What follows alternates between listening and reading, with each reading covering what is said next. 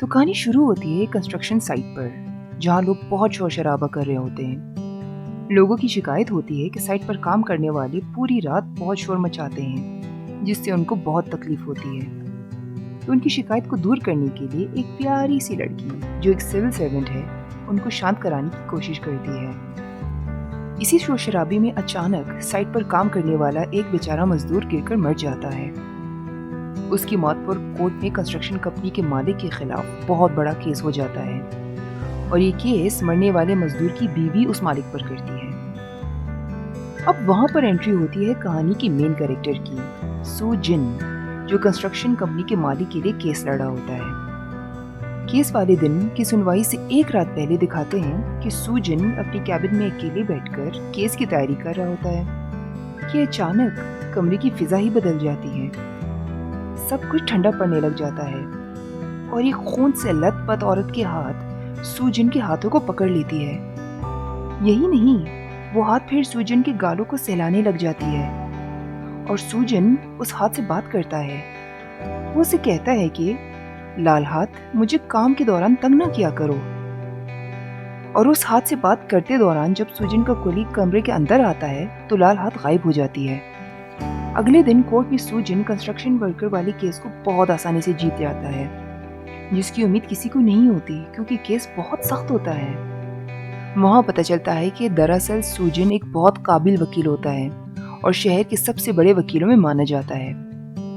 अब आगे कहानी में एक लड़की को दिखाते हैं जो अपनी सीनियर लड़की के साथ एक पार्क में दरिया से मरी हुई मछलियां निकालती है। ये वही लड़की है जो उन भड़के हुए लोगों को कंस्ट्रक्शन साइट पर शांत करा रही थी, बिल्कुल कहानी के शुरू में, याद है ना? इसका नाम है हंग जो, और ये अपना काम ईमानदारी से करने में बहुत मशहूर होती है। अब यही देख लीजिए, हंग जो का काम नहीं होता, फिर भी वो तालाब से मरी हुई मछलियों को साफ करती है। खैर, उसी सेम दिन हंगजो का ट्रांसफर शहर के सिटी हॉल में हो जाता है, पर हंगजो को वहां जाने से बहुत डर लगता है, और लगे भी क्यों नहीं।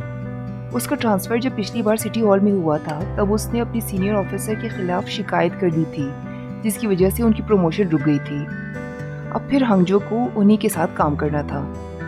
जब हंगजो वहां जाती है तो उसको पुराना बॉस उसे ज्यादा सुनाता तो नहीं है, लेकिन हाँ, उस बेचारी को काम बहुत देता है और उसको इजाजत नहीं देता कि वो ऑफिस के बाकी लोगों के साथ लंच या डिनर करे।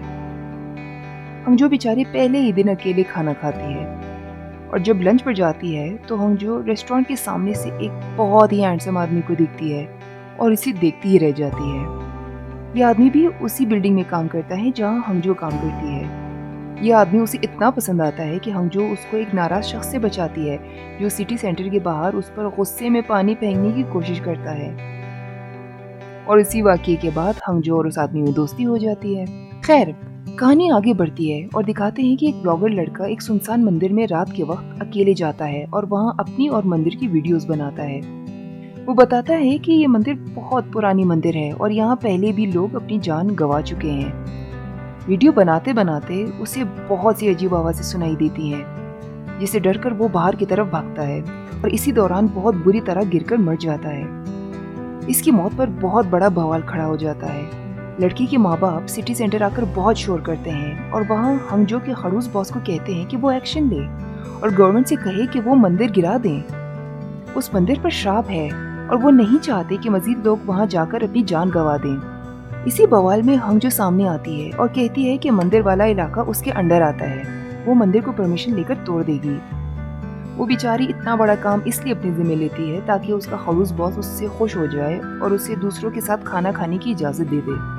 अब इन्वेस्टिगेशन करने के लिए हंगजो एक बहुत बारिश वाले दिन मंदिर पहुंच जाती है और इधर उधर की तस्वीरें लेती है। मंदिर के अंदर उसे एक बहुत अजीब आवाज सुनाई देती है जो उसे कहती है कि आखिर तुम्हें आने में इतनी देर क्यों लग गई। वो चौंक जाती है और जब मंदिर के अंदर वाले कमरे में देखती है तो वहाँ उसे एक आदमी नजर आता है। उसे देखकर हंगजो घबराकर पीछे हटती है और इसी में बहुत जोर से गिरकर बेहोश हो जाती है। जब होश में आती है तो उस आदमी को देखकर समझती है कि उसे कोई बहुत ही हैंडसम यमराज यानी मौत का फरिश्ता लेने आया है। दरअसल ये मौत का फरिश्ता अपना वकील बाबू सिन्यो होता है। वो हंगजो की तस्वीर लेता है और उस बेचारी को वहीं बेहोशी की हालत में छोड़कर चला जाता है। जब हंगजू को होश आता है तो वापस इन्वेस्टिगेशन पर लग जाती है। उसे इतना अंदाजा हो जाता है कि मंदिर गवर्नमेंट की जमीन पर नहीं बनी, बल्कि एक ऐसी जमीन पर बनी है जिसका मालिक कोई और है, और मालिक की इजाजत के बगैर वो मंदिर को तोड़ नहीं सकती। तो जमीन के मालिक का पता कराने वो आसपास के लोगों से पूछती है, और वहाँ से उसे मालिक के ऑफिस का एड्रेस मिल जाता है। वहाँ आकर उसे पता चलता है कि जमीन का मालिक तो वकील बाबू सिन्यू है, और वो कोई मौत का फरिश्ता नहीं। अब दिखाते हैं कि सिन्यू जंग खानदान का वारिस होता है, जो बहुत ही अमीर और ताकतवर लोग होते हैं। वो जमीन भी उसके बाप की होती है जिस पर मंदिर खड़ा होता है, और वो बहुत अरसे से उस मंदिर की हिफाजत करते हैं। वो मंदिर उनके लिए बहुत जरूरी है। सिन्यू का बाप उसे कहता है कि उसने उस जमीन और मंदिर की हिफाजत सिन्यू को दी थी, तो फिर मंदिर की हालत इतनी खराब क्यों है। सिन्यू को बताता है कि जिस आदमी को उसने मंदिर की मुरम्मत का जिम्मा दिया था उसने उसको ठग लिया है और उसका पैसा भी खा गया है। उसी दिन सिन्यू जब बोतल पकड़ता है तो उसका हाथ बहुत कांपने लग जाता है। वो डॉक्टर के पास चेक कराने जाता है तो उसे पता चलता है कि उसे एक खानदानी बीमारी है जिसकी वजह से उसका हाथ कांपता है। डॉक्टर उसे बताता है कि इसकी बीमारी का कोई इलाज नहीं, और आगे जाकर उसके हाथ पैर सब सुन पड़ सकते हैं, यहाँ तक कि उसे बात करने में भी तकलीफ होगी। बहरहाल हंगजू को जब पता चलता है कि सिन्यू उस मंदिर वाली जमीन का मालिक है तो वो उसे मंदिर को गिराने का कहती है, पर वो नहीं मानता। इस पर हंगजू कहती है कि मंदिर में जो तांत्रिक रहती थी सिन्यू उसको उसका पता दे दे, वो उससे बात करेगी और इजाजत मांगेगी कि मंदिर को गिराया जाए। सिन्यू आखिरकार उसे तांत्रिक औरत का पता दे ही देता है। हंगजू तांत्रिक से मिलने जाती है और जाकर उसे मना लेती है कि मंदिर को गिराया जाए। ये सुनकर सिन्यू हैरान रह जाता है और खुद उस तांत्रिक से मिलने आता है। वो उसे पूछता है कि उसने इतने सालों में कभी किसी को मंदिर को नुकसान पहुंचाने की इजाजत नहीं दी, तो फिर आज अचानक उस लड़की को क्यों दे दी। तांत्रिक औरत उसे बताती है वो इसलिए क्योंकि वो लड़की वही है जिसको सिन्यू ने अपने पहले जन्म में कत्ल कर दिया था, और वो लाल हाथ जो उसके गालों को सहलाती है वो भी उसी लड़की की है। अब वक्त आ गया है कि सिन्यू को उसके कर्मों की सजा मिले, लेकिन हाँ, जब उसको उसकी सजा मिल जाएगी तो आखिर उसको सुकून भी मिलेगा और उस पर लगा हुआ श्राप भी खत्म हो जाएगा। तांत्रिक कहती है कि वो लड़की संदूक की मालकिन है।